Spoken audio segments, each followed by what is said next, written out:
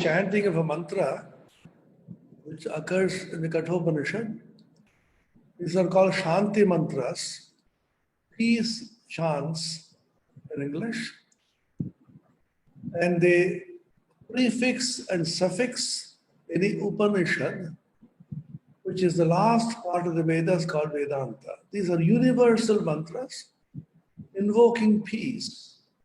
And this particular mantra is well known as one which begins any knowledge exercise, as we are doing now. The teacher and the taught, the Acharya and the Sishya, sit together one-on-one and invoke the blessings and the grace of the Supreme Being so that their knowledge can become effective, illuminative, and their mutual sharing of knowledge may be elevating and harmonious. Om Sahana Bhavatu Sahano Bhunaktu Sahaviryam Karavavahai Tejasvinavadhitamastu Ma Vidvishavahai. Om Shanti Shanti Shanti Harihi Om Tat Sat. May the Supreme Being protect us both, the teacher and the disciple, by revealing to us the true nature of knowledge.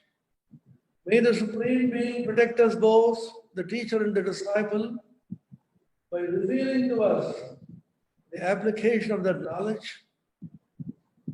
May we both, the teacher and the disciple, strive together for the acquisition of knowledge. May the knowledge and wisdom that we acquire be effective and illuminative. May there be no disharmony or dissension between us. Om, peace, peace, peace. Om, that existence. So paradigm shift has been talked about since the beginning of humanity. Dr. Sarvapalli Radhakrishnan humorously said once, we always say we are in times of transition. He said, this was first said by Adam in the Garden of Eden. He told Eve, Eve, we are in moments of transition, paradigm shift. This is a buzzword in industry, and any catchy word which attracts the attention of people is good enough to make people talk about it.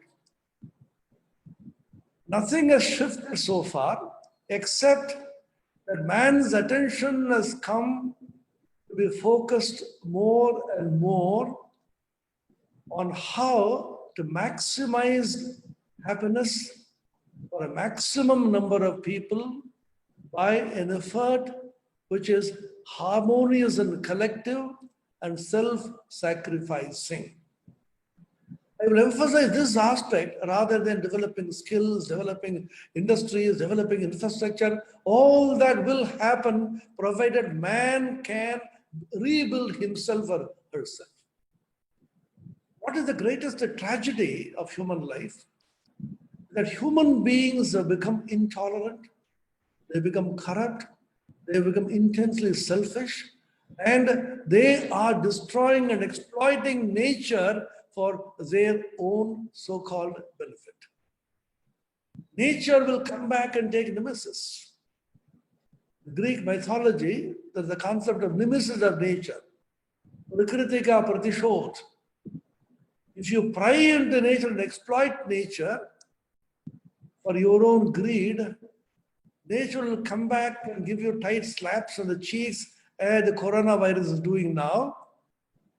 And man has to awaken to a higher consciousness by which he will sacrifice.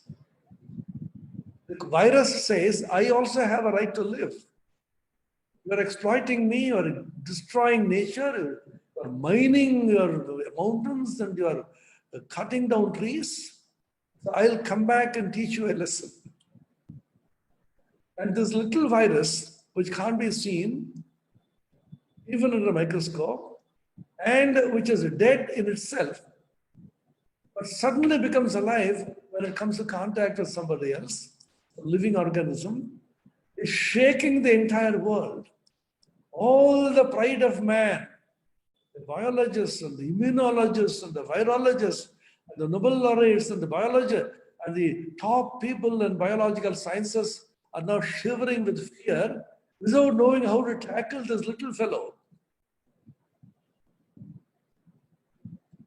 People are running around. People are saying, wait for some time. We will find out something very terrible. In the meantime, Corona says, come on, take this. What is your answer? We don't have an answer. Shakespeare said long ago, the immortal poetry of Shakespeare, measure for measure. I quote a small passage from there. Man, proud man, dressed in a little brief authority, most ignorant of what he is most sure of, his glassy essence, like an angry ape, makes such fantastic gestures at the high heaven that makes the angels weep. We are most ignorant of what we think we are most sure of. The whole thing is changing suddenly. Suddenly we realize we can't meet people, we can't greet people, we can't shake hands with people, we can't hug people, we can't contact people. And we have to see everybody online as we are doing now. The little virus has taught us that if you don't behave, I know how to make you behave. What is the secret? The secret is, Swami Vivekananda said, self-sacrifice. Don't accumulate for your own greed, give away, share, love, care. Swami Vivekananda said beautifully, man wants to hold with clenched fists, mine, me, my possession, my wealth, my bank balance, my credit card. Nature puts her throat upon his, hands upon his throat and make the fists open. So give gladly, give willingly. What is the secret of entrepreneurship? The whole secret is how you behave in such a way you can give the group together. Management science has grown over the decades as one of the most important sciences. Management science is about knowing a little of everything and not knowing deeply about anything. But the management people are on the top because they have certain skills by which they can bring people together to work as a team. Man should now realize that nobody is an island. Nobody can work in isolation. And there are two important fundamental principles which are at once philosophical, spiritual, and scientific. What are the two principles? One is the principle of interconnectivity, which leads to interdependency. These are not only philosophical and spiritual, they are scientific. Any student of science will tell you that the whole of science is based upon this principle. Albert Einstein, who discovered the theories of relativity, the special theory in 1905, followed by the general theory in 1915, derived the inspiration for his general theory of relativity, which is the theory of gravitation, from a principle called the Mach's principle. Mach was a German philosopher who said that we are all interconnected in such a way that any little movement of anybody will immediately disturb or shake everybody else in this universe. This is known to us long, long ago. In spiritual world, we talked about the Atman and Brahman. The Atman being the individual self, and the Brahman, the universal self. The individual mind and the universal, the cosmic mind. When I talk about the cosmic mind, people say, oh, these are all spiritual principles, unfounded, unscientific. But when I tell you what is the cosmic mind, you will know what it is. The cosmic mind is conscious Google. If Mr. Google comes with consciousness, he will call this the conscious mind. The great omniscience, all-knowingness is attributed to Google. You want to get anything? You Google it. Google is no longer a noun, it's a verb. You Google it. So much so, one interesting poem was written about a religious person on Google Arati. You know, in India, we perform Aratrikam, we wave lights for the deity and sing a song in praise of the deity. So you have the Google God present there, and then one person wrote, Jaya Jaya Google Hare, Jaya Jaya Google Hare. Oh Google, you be victorious. What does it mean? It contains a knowledge which you can always access. Every one of our thoughts, Vedanta says, Indian spirituality says, Hindu religion says, every one of what we think is automatically captured by the cosmic mind.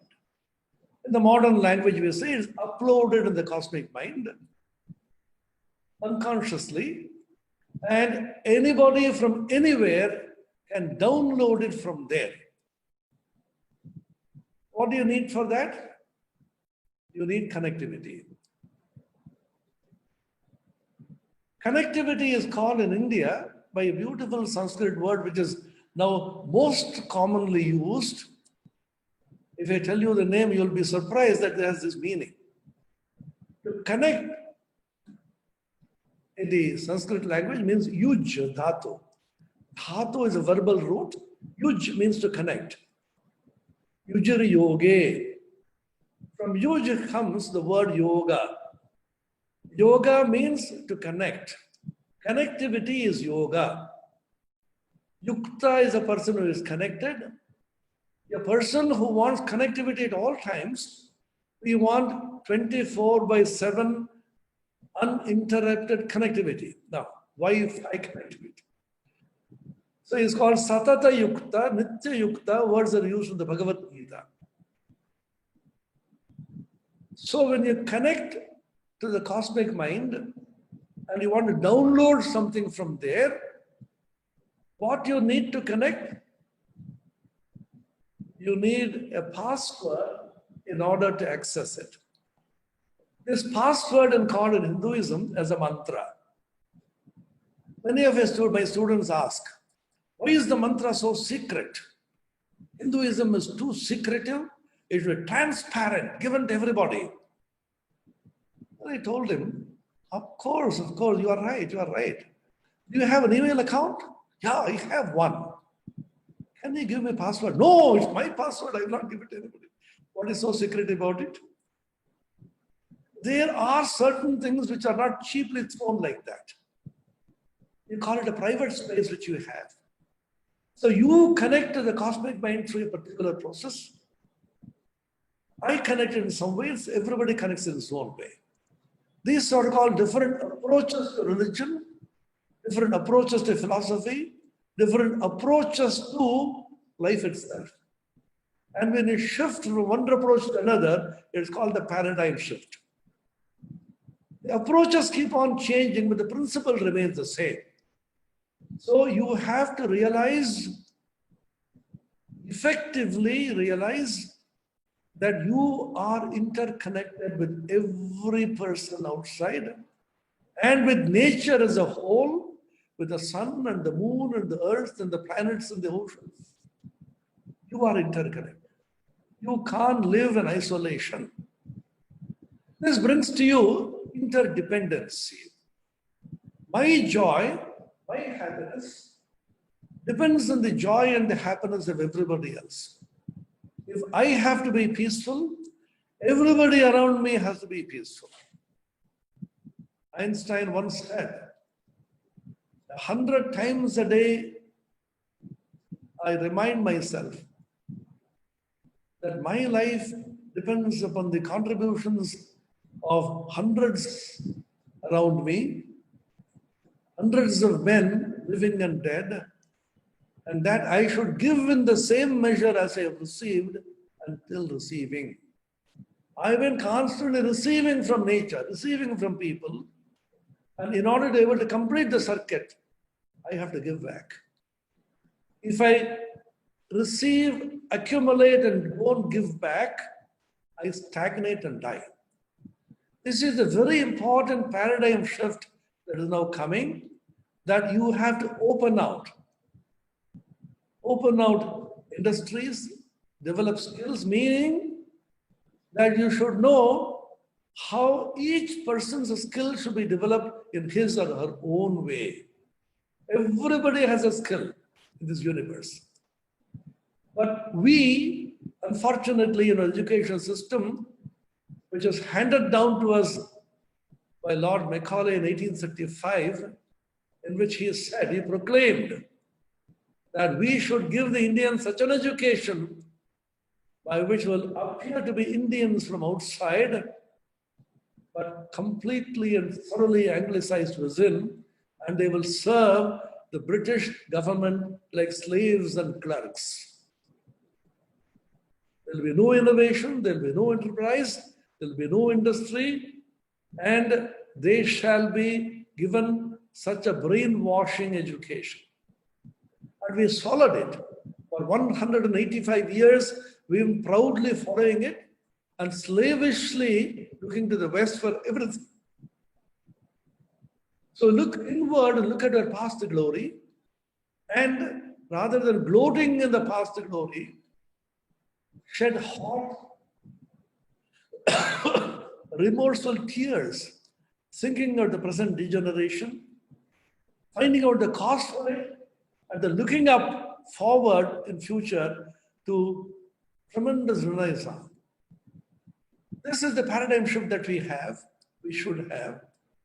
And all our educated men and women should be educated, re-educated, to find out how they can contribute to this huge exercise of nation rebuilding. How do you rebuild the nation? By building your own noble higher character. Why is it that we can't come together? Why is it entrepreneurship is very less in our country? Is because all of us are individualistic. We are loners. Unconsciously, there's an egoism in me that I am here to you. And you have something which is not the present skill, it's all obscurantist. It's all old and ancient. Every person is a skill, and how to bring out the best in that person, use it for collective good, is one very important skill which is not being taught in our education system. If we have to be very successful industrialists or entrepreneurs, what is important is not infrastructure alone, not skills, not education, but how we can work together in harmony. Even the great industries, I'll not name them, you know all of them. People going to courts, fighting terribly. And at the top level, people are fighting bitterly against each other. So what kind of cohesion shall be there in the industry? The soft skills which we talk about, in which we talk to each other in a friendly manner, share, love, learn. And everyone is unique. This is a fundamental principle. Even the sweeper there is contributing effectively to the organization as much as the general manager sitting in his air-conditioned office and taking decisions. Martin Luther King the Jr. once said beautifully, be proud of what you do, whatever be it. If you are a sweeper, sweep the floor in such a way with the same passion and intensity and love as Picasso would have drawn his paintings, as Beethoven would have composed his music, as Einstein would have dealt with his theories of relativity. So that the angels in the high heavens will look down and say, here is a sweeper who swept the floor well. We should realize everybody is contributing. In school, we read a poem called The Mountain and the Squirrel. Very interesting poem. It's a dialogue between a huge mountain and a small squirrel. And the mountain was proud of its glory, majesty. It told the squirrel, oh, you are a small, little, tiny, insignificant insect compared to me. What can you do? You see, I am carrying such huge forests on my back. And the squirrel gently quipped back. Talents differ. All is well and wisely put. If I cannot carry forests on my back, neither can you crack a nut. Nature has given, God has given everybody some talent. How to bring out the best in a person and use it for the collective good is the essence of entrepreneurship. You may have knowledge. You may be brilliant. Usually, brilliant people are failures in collective entrepreneurship. Because the brilliance which you have puts everybody off, and you carry so much of vanity and air with you, so that other people think, look upon you in awe, and they can't gel with you. So can you behave like an innocent baby who attracts everybody, controls the whole household, but he's absolutely innocent? Swami Vivekananda gave this leadership model of a baby. Now we talk about the servant leadership is very common now. Swamiji gave a model of baby leadership. He says, a baby, apparently innocent, is the master of the whole household. You may be huge, you may be the prime minister of the country, you may be the general manager of a company. If a little child pulls you by the ear and said, come on, go on force like a horse, I want to ride on your shoulders, the dad does it. There's a story in the life of Abraham Lincoln, the finest of the human beings that the world has produced, the best president of the United States. Civil war was going on, and the president of the United States, Abraham Lincoln, has called an emergency meeting.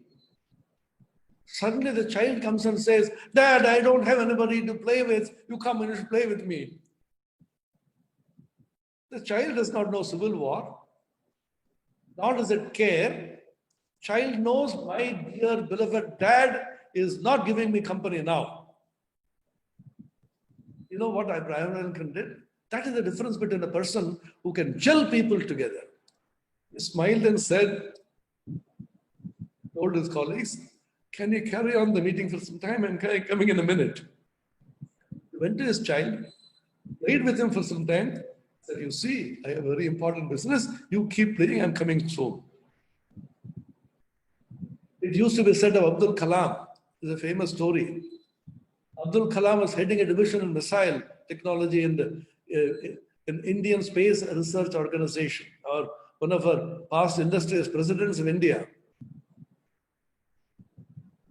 One of his colleagues was a workaholic, constantly working and working. Once he said his wife was very unhappy. You don't have time for your family.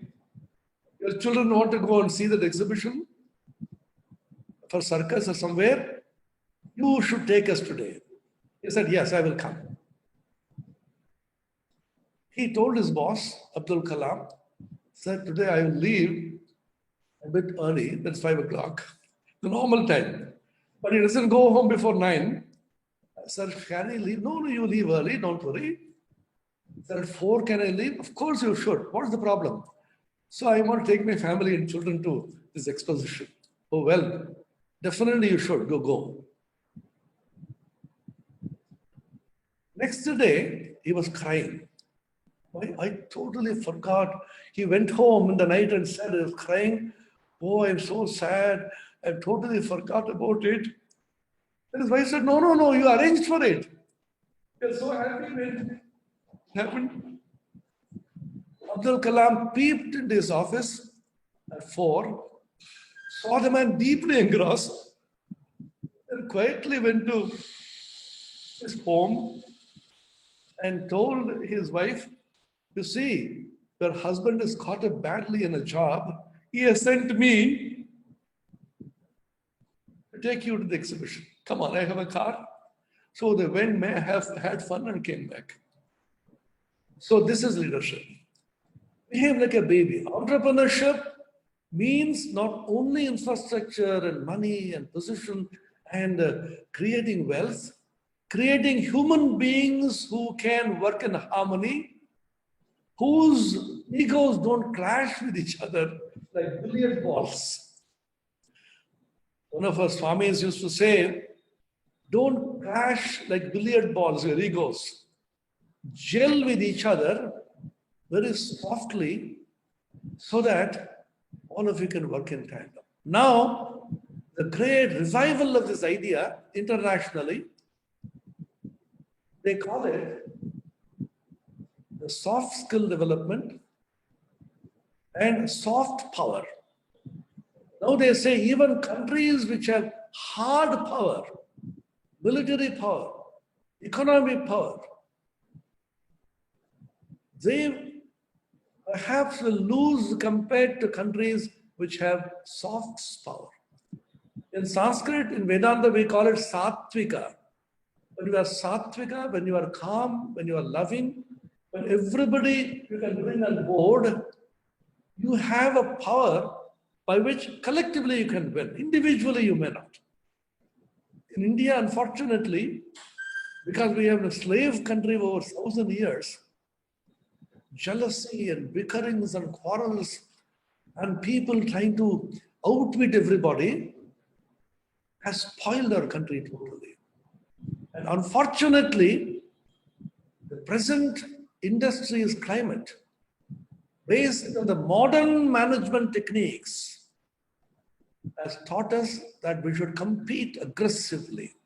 Please, for heaven's sake, for God's sake, don't teach it to your children in our institution. Competitive excellence ultimately will kill you. Competitive excellence is based upon acrimony, outwitting each other, and how you can come up at the expense of another. Today I'm in this company. For 20 years I serve. I learn all the secrets, and I immediately switch over to the rival company. I sell myself at a higher price and try to put down this company. Pepsi-Cola and Coca-Cola. Once upon a time, a huge fight. In the World Cup in cricket, who will be the official drink? One of them won, and the other company came out with a brilliant idea. They caught hold of Sachin Tendulkar, the greatest cricket icon. With that, he said, Coca-Cola. Nothing official about it. Nothing official about it went viral, and they ultimately won. There are two types of excellences in entrepreneurship. There's a paradigm shift, which you should think about. One is competitive excellence. I excel more than that person. The other is excellence with regard to your own ideal. I have a vision, I have a mission, I have projected an ideal before me as a company, as an entrepreneur, and I am now finding I am far below the ideal which I have projected myself before me. I strive every day to go up and up, make course corrections, make additions and alterations, constantly thinking about how I can rise up so that I can reach the ideal which I have put before me. That means I am competing with myself to excel. The other is competitive excellence. Competing with somebody else for excellence. And in that there is competition, constant bickering, acrimony, and how I can outwit somebody else. You become glorious. Compared to that company, we perform so well. Don't say that. Let everybody thrive. Let everybody come up and thrive for the greater good of the nation and the world. There is no glory in putting somebody else and then you coming up. Never try to achieve excellence at the expense of somebody. Every human being, every animal, every insect, every plant in this world has come into this world by the will of God, if you believe in God, or by nature, if you don't believe in God. Nature, of course, you have to believe. Nature has given that. Even a spider which has a beautiful web, all your architectural geniuses and your doctorates in architecture will not be able to make that kind of web. What a pattern it can make. This little insect has that capacity. From its own saliva or some fluid, it makes this web, and it has the capacity to completely take it back into its mouth. There are hundreds such instances in nature. Even an ant has that capacity. Even a mosquito. Now the coronavirus has a capacity which you and I don't have. So have respect for everybody, respect for nature, respect for all human beings. And you need so many things in the world. And nature has enough for man's greed, man's need, but not enough for man's greed, as Mahatma Gandhi once said.